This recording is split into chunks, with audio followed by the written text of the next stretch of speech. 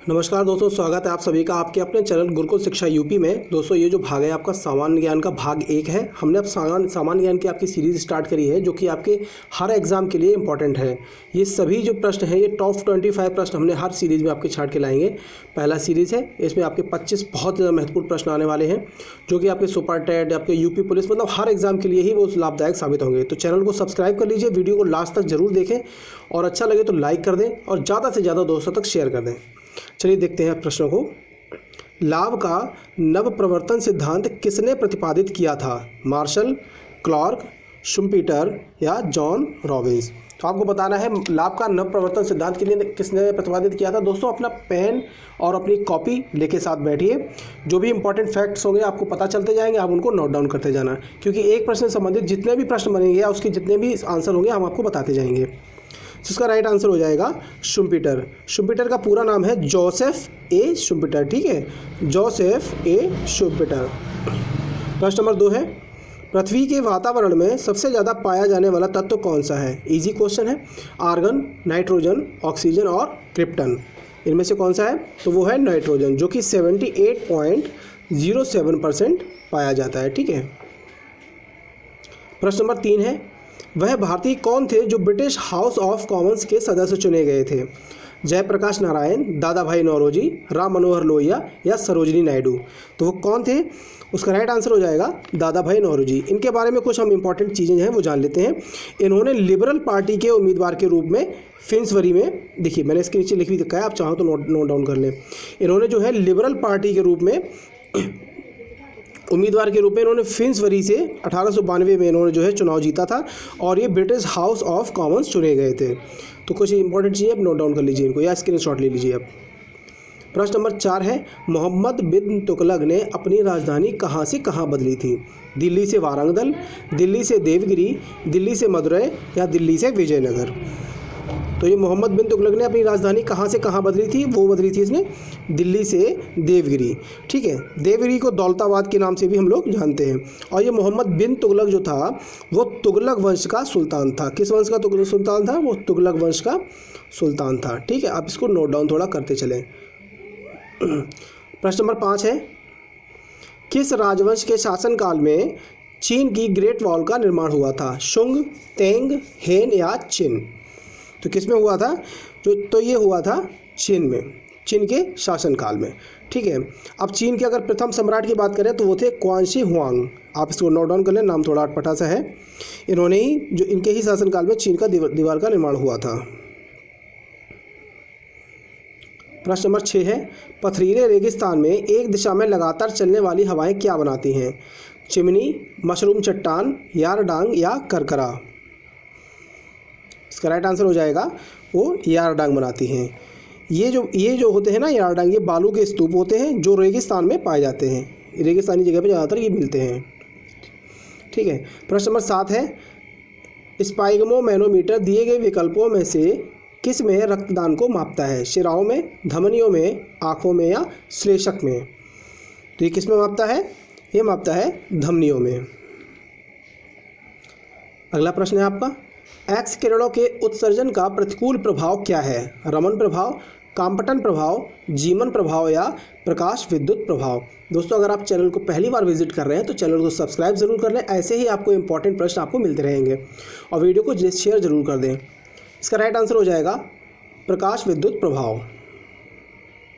प्रश्न नंबर 9 है, भारत निम्न में से किस देश में चाबहार बंदरगाह बना रहा है? इराक, ओमान, ईरान या अफगानिस्तान? इसका राइट आंसर हो जाएगा ईरान। और अगर पूछा जाए कि ये कहाँ पर बना रहा है ईरान में, तो यह बंदरगाह उत्तरी पूर्वी ईरान में ओमान की खाड़ी में स्थित है, ठीक है। वहाँ पे बन रहा है ओमान की खाड़ी में, आप इसको नोट डाउन कर लें, ओमान की खाड़ी में, ठीक है। प्रश्न नंबर 10 है, विवेकशिला स्मारक कहाँ पर स्थित है? कोचीन, वाइजाग, गोवा या कन्याकुमारी? आप अपना स्कोर हमें कमेंट बॉक्स में जरूर बताएं दोस्तों। इसका राइट आंसर हो जाएगा कन्याकुमारी, ठीक है। कन्याकुमारी में तमिलनाडु में, ठीक है, तमिलनाडु में ये स्थान स्थापित है, ठीक है। इस स्थान को विवेकानंद रॉक मेमोरियल कमेटी ने 1907 में विवेकानंद जी के जो सम्मान में बनाया था, इसी स्थान पर विवेकानंद जी ने जो है ध्यान लगाया था। आप इसको नोट डाउन कर लें, विवेकानंद रॉक मेमोरियल कमेटी, इन्होंने ही इनके सम्मान में इसको बनाया था। ठीक है। प्रश्न नंबर 11 है, स्वराज मेरा जन्मसिद्ध अधिकार है, यह कथन कहा था? गांधी जी ने, गोखले ने, नेहरू जी ने या तिलक जी ने? बहुत इंपॉर्टेंट क्वेश्चन है और काफ़ी अच्छा क्वेश्चन है। ठीक है। तो यह स्वराज मेरा जन्मसिद्ध अधिकार ये किसने कहा था? आपको पता होगा, गरम दल के नेता लाल बाल पाल, तो उसमें कौन थे? बाल गंगाधर तिलक। ठीक है ना, ये बाल गंगाधर तिलक थे, इन्होंने ही ये कहा था स्वराज मेरा जन्मसिद्ध अधिकार है और मैं इसे लेकर रहूँगा। अगर पूछा जाए कि तिलक जी का जन्म कहाँ हुआ था, तो ये हुआ था इनका रत्नागिरी महाराष्ट्र में। ठीक है, रत्नागिरी महाराष्ट्र में इनका जन्म हुआ था बाल गंगाधर तिलक जी का। प्रश्न नंबर 12, विश्व की सबसे लंबी और सबसे गहरी रेल सुरंग गोथाई बे सुरंग किस देश में स्थित है? बेल्जियम, ऑस्ट्रिया, स्विट्जरलैंड या स्वीडन? तो ये कहाँ पर स्थित है? ये जो गोथाई बे सुरंग है ना, ये स्विट्जरलैंड में स्थित है। और स्विट्जरलैंड में ये कहाँ पर है? तो ये आल्प्स की जो पहाड़ियाँ हैं ना, आल्प्स की जो पहाड़ियाँ हैं, उन पहाड़ियों के बीच में है। और ये कितने किलोमीटर लंबी है? तो ये 57 किलोमीटर लंबी सुरंग है। प्रश्न नंबर 13 है, मोहनजोदड़ो में सबसे बड़ी इमारत कौन सी है? Great bath, great granary, assembly hall, आयताकार भवन? कौन सा इसका आंसर हो जाएगा? आप अपना स्कोर में कमेंट बॉक्स में जरूर बताया करें दोस्तों। अगर आपका कोई सुझाव है तो बताइए, हम उस पर भी गौर करेंगे। इसका राइट आंसर हो जाएगा ग्रेट ग्रैनरी। ठीक है। इसका अगर दूसरा नाम पूछा जाता है, अन्य इसके क्या नाम हो सकते हैं, तो इसका नाम है महान अन्नागार। ठीक है ना, अन्नागार, महान अन्नागार भी इसको दूसरे नाम से, इस नाम से भी जानते हैं। ठीक है। और ये 55 मीटर लंबा है और 37 मीटर चौड़ा है। प्रश्न नंबर 14 है आपका, सूचना के रूप में दूर संवेदी डाटा दर्शाने का एक सामान्य फॉर्म किस रूप में है? विषयक मानचित्र, राजनीतिक मानचित्र, वितरण मानचित्र या भू उपयोगी मानचित्र? इसका राइट आंसर हो जाएगा विषयक मानचित्र। प्रश्न नंबर 15 है, भाखड़ा नागल बांध परियोजना कौन सी नदी पर है? गंगा, सतलुज, कावेरी या ब्रह्मपुत्र? किस नदी पर है? इसका राइट आंसर हो जाएगा, जो भाखड़ा नागल बांध परियोजना है वो सतलज नदी पर है। ठीक है। सतलज नदी भी कहाँ पर है? पंजाब में है। ठीक है ना, अगर आपसे पूछ भी लिया जाता ना ये कहाँ पर है, तो पंजाब में है। प्रश्न नंबर 16 है, सौर सेलों के जिस समूह को एक निश्चित पैटर्न में एक साथ जोड़ दिया जाता है उसे क्या कहते हैं? बैटरी, सौर तापक, सौर कुकर या सौर सेल पैनल? आपने देखा होगा ना, छतों पर अक्सर जो बैटरी लगाई जाती है सौर सेल वाली, उनको सौर सेल पैनल बोलते हैं। वो पैनल बन जाता है उसका। ठीक है। प्रश्न नंबर 17 है, सीमेंट का रासायनिक संयोजन क्या है? चूना पत्थर और मिट्टी, चूना पत्थर मिट्टी और जिप्सम, चूना पत्थर और जिप्सम या मिट्टी और जिप्सम? दोस्तों अगर अच्छा लग रहा है ना क्वेश्चन तो आप लाइक भी कर दो यार, बताने की जरूरत थोड़ी पड़ेगी हमको। इसका राइट आंसर हो जाएगा चूना पत्थर मिट्टी और जिप्सम। प्रश्न नंबर 18 है, मुख्य समुद्र में संकीर्ण पट्टी द्वारा आंशिक रूप से या पूरी तरह अलग किए गए समुद्री जल के विस्तार को क्या कहते हैं? खाड़ी, जल संयोजक, लैगून, जल मरुद? इसको क्या कहते हैं? उसको कहते हैं लैगून। ठीक है। प्रश्न नंबर 19 है, सिग्मोइड कोलन किसका भाग है? छोटी आंत, बड़ी आंत, ग्रसनी या मलाशय? तो ये जो सिग्मोइड कोलन है ना, ये किसका भाग है? ये है बड़ी आंत का भाग है, जो कि रेक्टम और एनस के बीच जुड़ा होता है। ठीक है, रेक्टम और एनस के बीच में ये जुड़ा होता है। प्रश्न नंबर 20 है, अराजकतापूर्ण तथा क्रांतिकारिता अपराध कानून 1919 ईस्वी को किस लोकप्रिय रूप में जाना जाता था? बहुत फेमस क्वेश्चन है। Rowlatt act, Pitt's India act, Indian army act या इल्बर्ट बिल? ये बहुत ज़्यादा इंपॉर्टेंट क्वेश्चन है। इसको कई रूप में अलग अलग तरीके से पूछा गया है ये। इसका सही आंसर हो जाएगा रॉलेट एक्ट। देखिए रॉलेट एक्ट क्या है, मैं आपको बता दूं। ये 19 मार्च 1919 को रॉलेट एक्ट लागू किया गया था। कब किया गया था? 19 मार्च 1919 को ये लागू किया गया था। ठीक है। इसमें होता क्या था, अगर उन लोगों को किसी भी व्यक्ति पर संदेह भी हो जाता था ना, तो उसको गिरफ्तार कर लेते थे। और उसके विरुद्ध इनका एक नियम और था, जिसको गिरफ्तार किया गया है उसके खिलाफ, उसके लिए कोई ना तो अपील होगी, ना कोई वकील हो सकता है और ना ही कोई दलील की जा सकती है। मतलब उसको परमानेंट बंदी कर देंगे वो। तो इसी एक्ट के विरोध में जो है गांधी जी ने 6 अप्रैल को, कब, 6 अप्रैल 1919 को एक पूरा देशव्यापी हड़ताल कर दिया था इन्होंने, महात्मा गांधी जी ने, इस एक्ट को हटाने के लिए। तो ये पूरा रॉलेट एक्ट है, ठीक है ना। इसका राइट आंसर तो इस हिसाब से हो जाएगा रॉलेट एक्ट।